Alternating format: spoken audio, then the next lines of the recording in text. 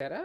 లేదంటే పూర్తిగా పక్కన పెట్టారా? ఎందుకంటే ఇద్దరికి అనుకుంటా. పార్థసారథికి, కోటమిరెడ్డి శ్రీధర్రెడ్డి వీళ్ళిద్దరికీ సీట్లు కన్ఫర్మ్ అయినాయి గానీ ఉండవల్లి శ్రీదేవి గానీ, ఆనం రామనారాయణ ఫస్ట్ రెడ్డి, నలుగురు రెబల్స్ లో ఒక్కళ్ళకే ఇచ్చింది, కోటమిరెడ్డి శ్రీధర్రెడ్డికి ఒక్కళ్ళకే. మిగతా ముగ్గురికి రాలా. అంటే నేను అనేది మొత్తం వైసీపీ నుంచి వెళ్ళిన వాళ్ళల్లో చూసుకుంటే ఇద్దరికి వచ్చినట్టు ఒక రకంగా. రెబల్స్లో చూసుకుంటే ఒకళ్ళకి, లేదంటే ఇద్దరికి వచ్చినట్టు. ఈ ముగ్గురు సంగతి ఏంటి అనేది? అంటే ఇక్కడ బేసిక్గా అప్పుడు రెబల్స్ గా పోట్లాడి ఫస్ట్ వెళ్ళిపోయిన వాళ్ళు నలుగురు. అలా ఆ నలుగురిలో ఒక్కళ్ళకే వచ్చినట్టు. వచ్చి అప్పుడు అనుకున్నదే మేకపాటికి శ్రీదేవికి రాదని. అవునా? వాళ్ళకి ఇస్తానని హామీ ఇచ్చేది తీసుకోలేదు ఆయన.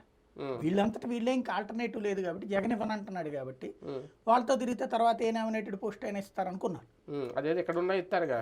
అసలు మేకపాటికి ఎమ్మెల్సీ ఇస్తానని చెప్పాడు ఆయన. కాకపోతే అతనికి గత్యంతరం లేదు. ఎందుకంటే మేకపాటికి వచ్చేటప్పటికి ఈగో క్లాష్ అయింది ఆ రోజు.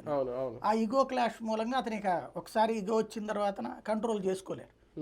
నోటికి వచ్చినట్టు రోడ్డు మీద మాట్లాడు. ఇప్పుడు తెలుగుదేశం మీద ఏం మాట్లాడతాడు అతను? ఏం లేదు. తన హెల్త్, తనకి కుటుంబపరమైనటువంటి సమస్యలు చాలా ఉన్నాయి. ఆ కసి అంతా జగన్ మీద తీర్చుకున్నాడు. ఇప్పుడు అతనికి ఏమీ లేదు. అదొక ఆస్పెక్ట్. ఈ ఆనంద్కి మేబీ ఇస్తారేమో. అంటే తను వాస్తవంగా సర్వేపల్లికి పంపిస్తారు, ఆత్మకూరుకి ఈయన అన్నారు. సర్వేపల్లికి ఈయన పంపించి ఫస్ట్ అనుకున్నది ఏంటంటే సర్వేపల్లికి ఆనంద్ని పంపించి ఈయన్ని ఆత్మకూరుకు అనుకున్నారు సోమిరెడ్డి.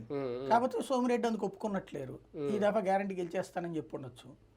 అందుకోసం ఎక్కడదక్కడ ఇక్కడ ఆత్మకూరుది అయితే ఈ నానంది అయితే 4-5 దఫాల నుంచి అనుకుంటా కదా ఓడిపోతానే ఉన్నాడు.